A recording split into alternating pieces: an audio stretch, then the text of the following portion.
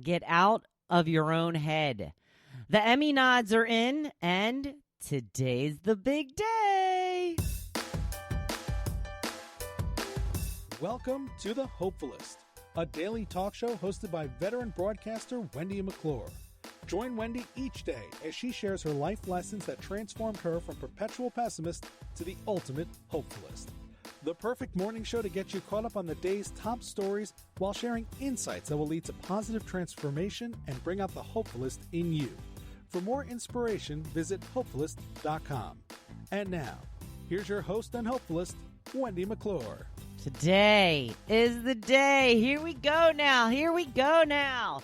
It is Wednesday, July 29th, 2020. A date that has been etched in my mind. A date that I've been so excited about. A date that I have dreaded so much. No more days until my first speaking event. A little over 12 hours from now, I'm going to be in front of people talking. Hopefully I'll be talking. Hopefully I won't have frozen up. It is day 291 of Gotta Get on Ellen. By the way, I think that I may be ready by 7 p.m. tonight. Got time for a couple more practice runs.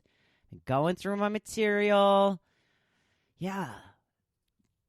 Been exciting and wearing and exhilarating and paralyzing with fear and all of the emotions.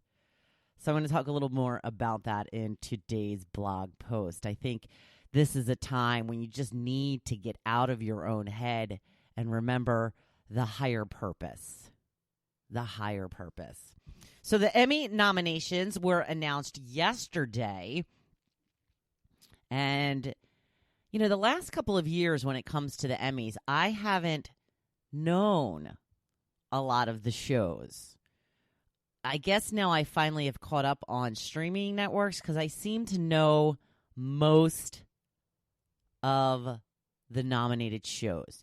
Not all of them, but a lot of them. And it makes it a lot more exciting to watch. Because, you know, when you don't know any of the nominated shows or the actors or whatever, nobody cares. Like, why would I even want to watch the Emmys? And I love these award shows. I know they're just, you know, they're pointless. And it's just, you know, us, you know, celebrating actors who already get so much. But it's fun to me. I like it. So here are some of the nominations for Best Comedy: Curb Your Enthusiasm, Dead to Me, which I watched, Good Place, which I watch, Insecure, have not watched, The Kominsky Method, I have watched, The Marvelous Mrs Maisel, which I love, Schitt's Creek, I have seen some, and then What We Do in the Shadows, have not heard of that. Best Drama, Better Call Saul, yes, The Crown, The Handmaid's Tale, Killing Eve, The Mandalorian, Ozark, Stranger Things, and Succession. You know what's missing? Now, under Best Limited Series, which I guess is where I think the show I'm thinking of would be, is Little Fires Everywhere. I saw that. Mrs. America, I saw that. Unbelievable, Unorthodox, and Watchmen. What is missing is The Morning Show on Apple. The Morning Show was by far my favorite show of the season. So good. I know there are some nominations for that. So I guess they just didn't get a nod for Best Limited Series. I have to admit, Ozark was very good. I have enjoyed that very much. The Marvelous Mrs. Maisel. You've heard me rant and rave about this show before. This was its third season. I watched Mrs. America. That also, very good. And Dead to Me. Very good as well. Best Actress for a Comedy, Christina Applegate for Dead to Me. Rachel Brosnahan for The Marvelous Mrs. Maisel. Linda Cardellini for Dead to Me. Tracy Ellis Ross for Blackish. Catherine O'Hara for Schitt's Creek. And Issa Rae for Insecure. Best Actor, Anthony Anderson, Don Cheadle, Ted Danson, Michael Douglas, and Eugene Levy Also, Rami Youssef for Rami. Best Actress in a Drama, Jennifer Aniston, The Morning Show. Yay! Olivia Colman in The Crown, Jodie Comer in Killing Eve, Laura Linney in Ozark, Sandra Oh in Killing Eve, and Zendaya for Euphoria.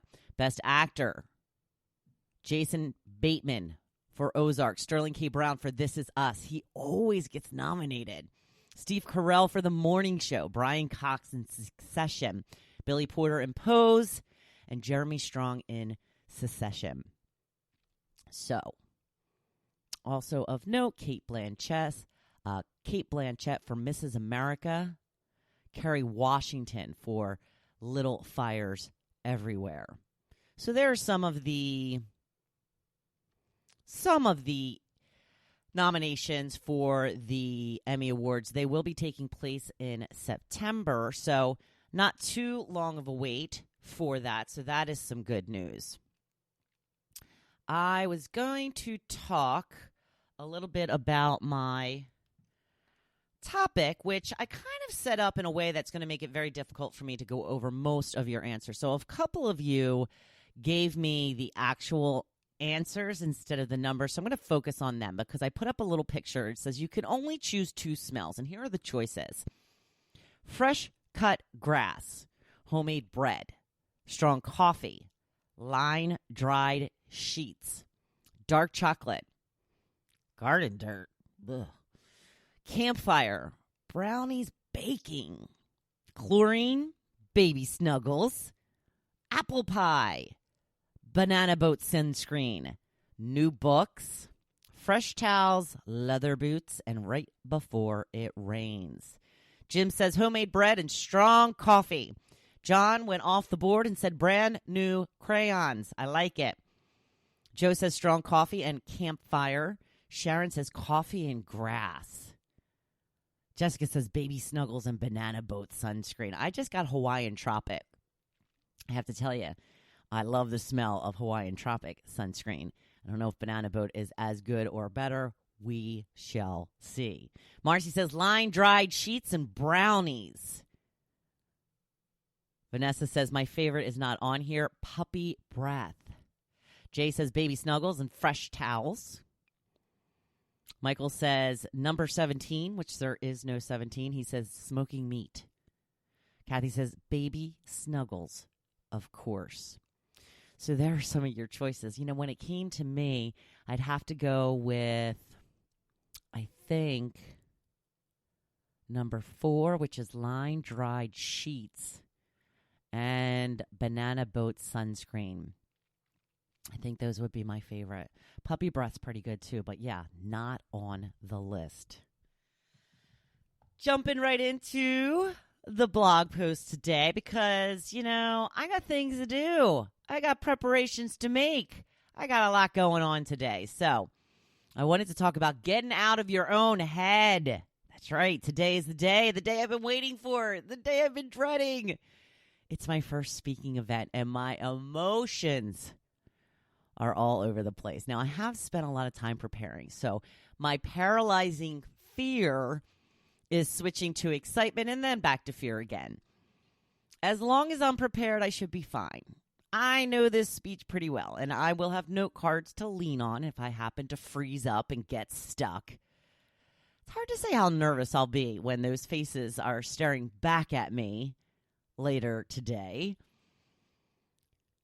This is when I need to get out of my own head and remind myself, this isn't about me. I mean, the speech is about me, but it's not for me. I'm doing this to help others. I want to share the wonderful knowledge I have about transforming negative thoughts into positive ones. It really isn't about how I come across or how well I do at speaking or if I'm funny or even if they like me.